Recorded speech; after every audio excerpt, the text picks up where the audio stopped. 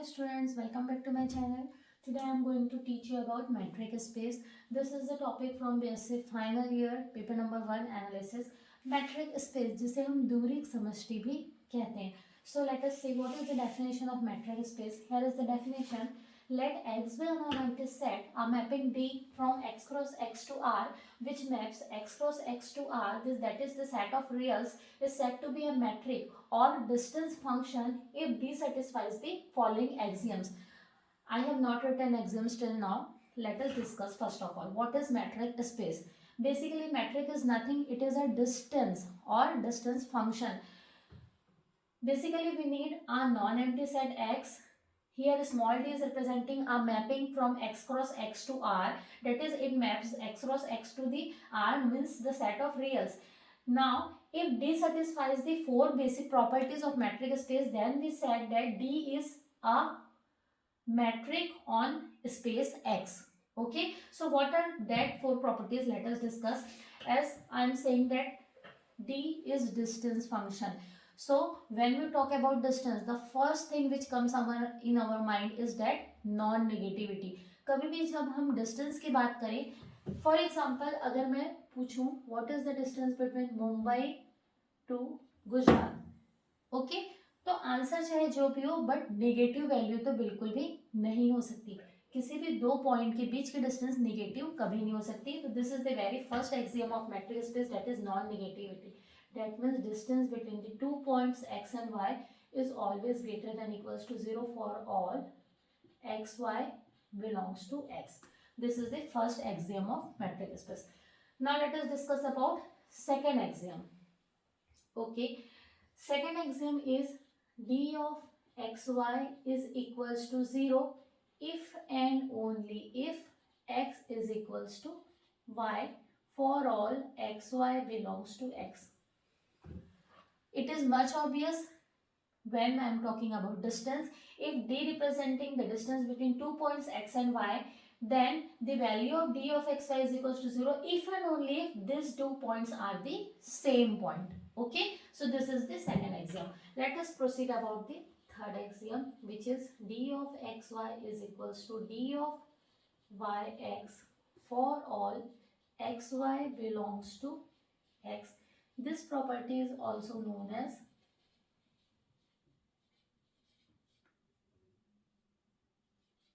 symmetry.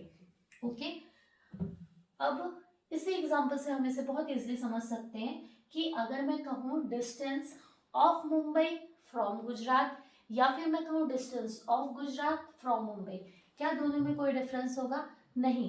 जब हम दो पॉइंट्स के बीच के डिस्टेंस की बात कर रहे हैं तो चाहे मैं इस पॉइंट से उस पॉइंट तक डिस्टेंस को मेजर करूं या सेकंड वाले पॉइंट से फर्स्ट पॉइंट तक डिस्टेंस को मेजर करूं, उसका जो वैल्यू है वो कभी भी चेंज नहीं होगा. तो this is the third axiom, that is distance between point X and Y is always equal to distance between the point Y and X. इसी प्रॉपर्टी को हम सिमेट्री भी कहते हैं.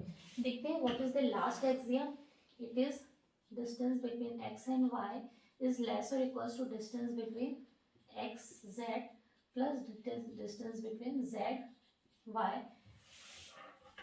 It is for all x y z belongs to x. It is also known as triangle in equality. This is the last axiom. Let us see an example. Suppose I take 3 points x, y and z. Okay, so this axiom says that the distance between the point x and y is less or equals to distance between the point x z plus distance between the point z y. So clearly अगर हम 3 points के बारे में बात करें तो इन दोनों point के बीच का डिस्टेंस हमेशा लेस होगा distance between this plus this point के. Okay, it is clear.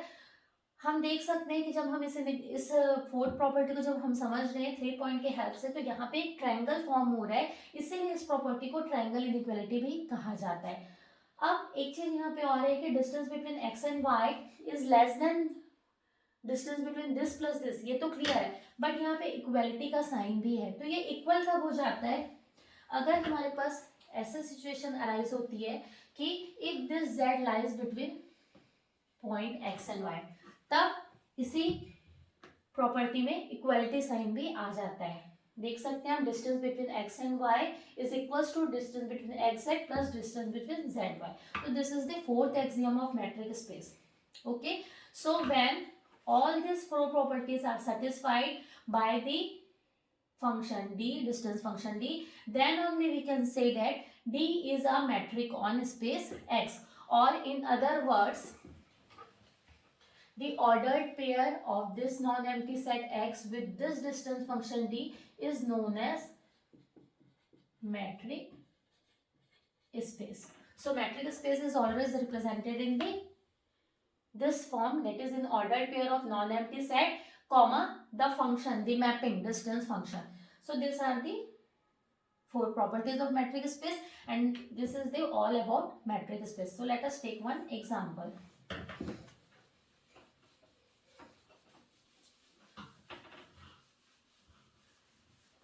तो आइए अब हम देखते हैं कि मेट्रिक स्पेस के ऊपर क्वेश्चंस कैसे आते हैं। तो एक क्वेश्चन हम लेते हैं, late a mapping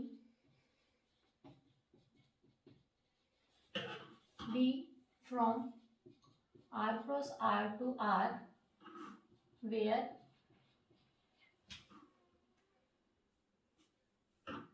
D is defined as D of xy is equals to under mod x minus y upon 1 plus under mod x minus y. Then show that D is a metric on R. Okay, तो इस type के question आपके exam में पूछे जाते हैं। Mapping दी हुई है जो मैप कर रही है R cross R to R, set of real को रियल पे मैप कर रही है। यहाँ पे d ऑफ एक्स वाई इस तरीके से डिफाइन किया गया, और हमें प्रूफ करना है कि ये जो d है ये एक मैट्रिक फंक्शन है, यानी कि मैट्रिक ऑन R है। तो इस d को मैट्रिक प्रूफ करने के लिए हमें मैट्रिक स्पेस के जो हमने अभी 4 एग्जाम्पल डिस्कस किए हैं वो हमें यहाँ पे सेटिस्फाई करके दिखाना पड़ेगा। So first exam, non negativity, that is d of xy is greater than equal to 0. Clearly d of xy is greater than equals to 0 is satisfied here, as mod of x minus y upon 1 plus under mod x minus y is also greater than equals to 0. Okay, so here axiom number 1 is satisfied very easily. Now let us proceed up to axiom number 2, that is d of xy is equals to 0. Implies that what is the function of d of xy? Under mod x minus y upon 1 plus under mod x minus y. This will be equal to 0. Implies that under mod x minus y will be equal to 0. Implies that x is equals to y. So hence axiom number 2 is also verified. d of xy is equals to 0 if and only if x is equals to y. This is axiom number 2. Now let us proceed to axiom number 3.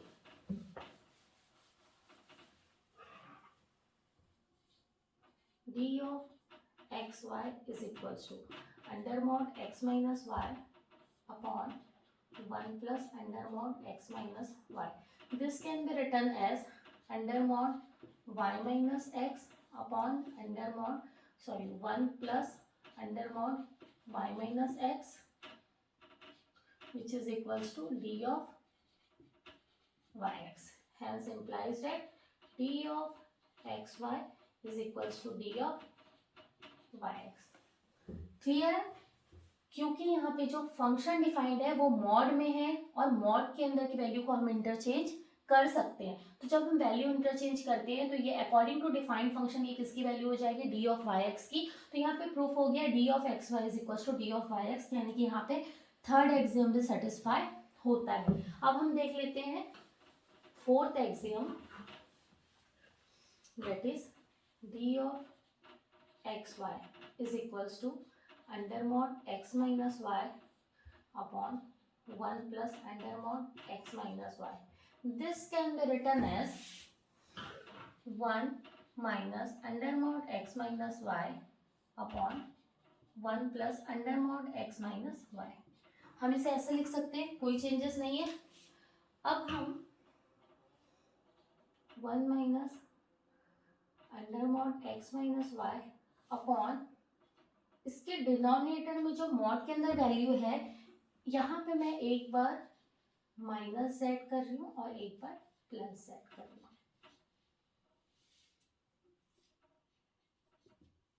Okay, next step में अगर यहाँ पे मैं mods को separate कर देती हूँ तो मुझे सिंबल चेंज करना पड़ेगा. इसकी वैल्यू हो जाएगी 1 minus under mod x minus Y upon 1 plus under mod x minus Z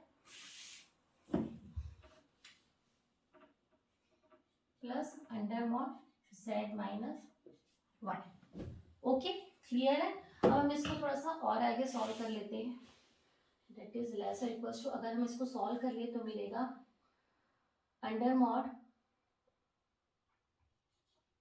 x minus Z plus under mod z minus Y upon 1 plus under mod x minus Z plus under mod z minus Y. Clear. At the very next step, this can be written as less or equals to x minus z under mod. अब हम क्या कर रहे हैं next step में, सिर्फ denominators को separate कर देते हैं. सो x माइनस जेड की डिनोमिनेटर में आ जाएगा 1 plus under mod x minus Z plus under mod z minus Y. Similarly under mod z minus Y के डिनोमिनेटर में आ जाएगा 1 plus under mod x minus Z plus under mod z minus Y. यहां तक clear है.